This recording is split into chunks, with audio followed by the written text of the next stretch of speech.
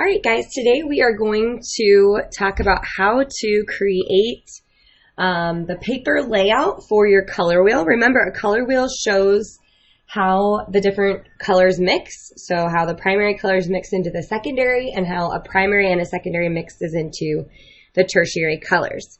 So by the end of this lesson, your paper should look like this, and when it does, then you're ready for part 2, which is painting. But you're all going to start with a blank piece of paper and a regular Sharpie marker.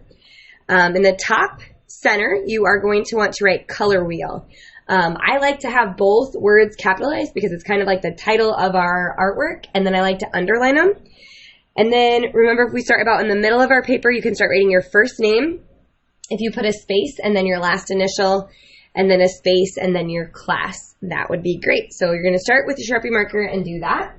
And then you're going to take the ice cream lid and you're going to place that down on your paper, and you want to get it centered in between what you've got going on. You don't want it all the way over to one side.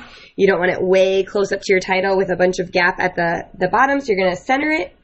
And then if you hold it with one hand, you can trace with your pencil around the outside and then come back, do the bottom, and finish that off. Okay. Once you have your circle drawn on there, you are going to take the shapes that you cut out last class period. Now, if there's any teachers watching this, I have this document up on my blog, which is thatladywhoteachesart.com, and you can print this off for free right from there. I like to print it onto tagboard, and then I have the students carefully cut out each of the shapes. So we're going to start with one of the circles, and you're going to put it right on the top, right in the middle of your ice cream lid circle. You want half above and half below. And then next, you're going to take one of your squares, and you're going to place that directly under the circle where 6 o'clock on the clock would be. And then you want half above your ice cream lid line and half below. Okay. Next, I take 4 triangles, and we're going to start with one each. Put it next to the circle on each side. I like to put a flat side out, and then the point pointing at the middle if this was a clock. And then do the same thing down here. Flat side out, a point pointing to the middle. Flat side out, point pointing to the middle.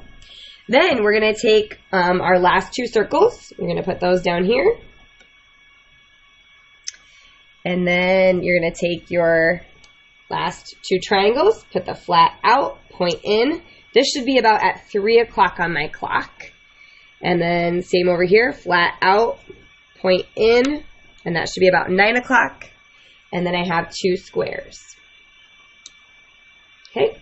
Before you start tracing anything, you kind of want to make sure that your gaps look okay. It looks like I might have just a little bit of a bigger gap there, so I just kind of scooch it around. And then just carefully, I take my pencil, I hold the shape, I do the top of the shape as far as I can go, and then I come under and I do the bottom of the shape, and I trace all of the shapes. As soon as the shape is traced with pencil, you are done with the green shape, and that can be recycled. And when you have them all traced, it will look something like this.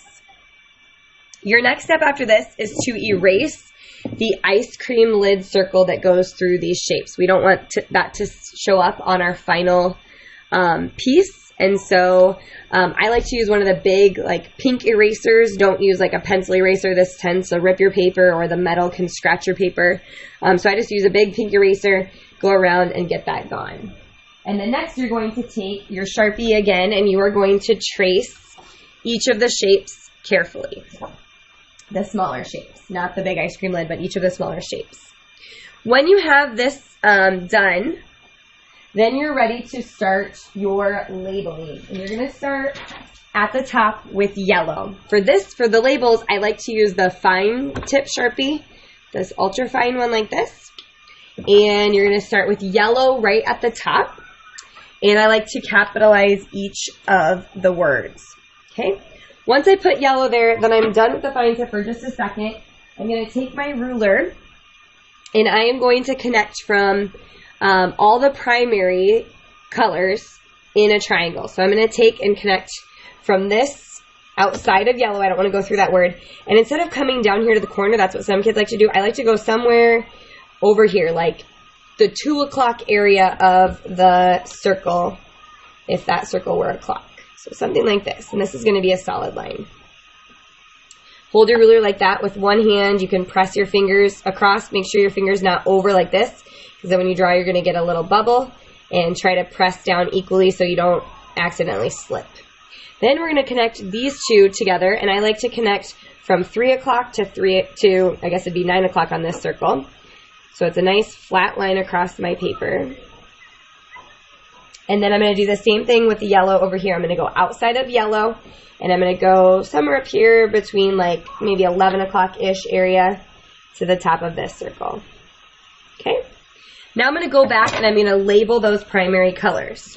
I always put red on the left side. And remember, we're going to start with capital letters. And I always put blue on the right side. Okay. And I did that again with my ultra fine for my labels. Just easier to squeeze them in when you have a fine tip. Then I'm going to switch back. There's a lot of switching today, so you have to pay attention to what marker I'm using. I'm going to go back, and now I'm going to make an inverse triangle, which is just a triangle flipped upside down. And I'm going to connect the two squares here. I want to be close to the corners on each of them, but not all the way to the corner. And this time, you guys, is really important. You're going to do dashes, not a solid line. Again, hold your ruler. You want your dashes to be kind of equal in length and equal in space as they go across. Some people get tired at the end, and then they'll just do one really long or one big space.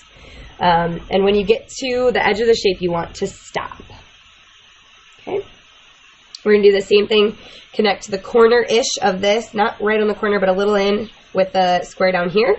Because now we're going to connect our secondary shapes with our dashed line.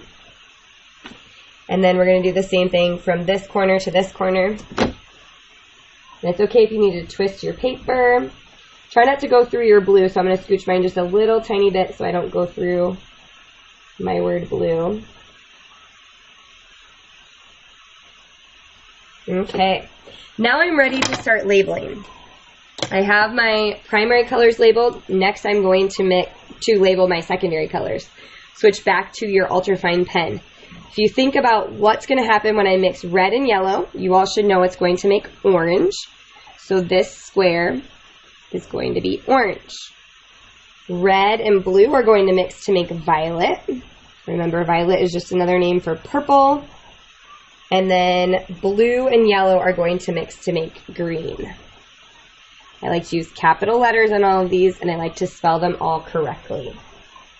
Okay, next and last, you need to label your tertiary colors. Tertiary colors are always labeled by the primary color first and then the secondary color. So you're always going to start with your circle and then go to your square. And then there's a dash in between them. So for this triangle, it's going to go yellow, orange. So it's going to go yellow dash orange. Both words are capitalized, and I try to write them usually in 2 lines. I'll write yellow on top and then a dash, and then under that orange. Okay? We'll do one more to show you another example, and then I'll just put up the final one so you can look at that. Here, I have orange and red. Red is a primary, so that's how it's going to start. It's going to go red on top, dash, and then orange right here.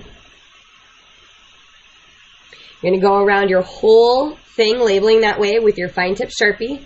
Primary color first, dash, and then secondary color, and try to capitalize all of them. When you're done with that, you are done for today, and it should end up looking something like this. And then when you're ready for paint, you can start the second video and begin painting.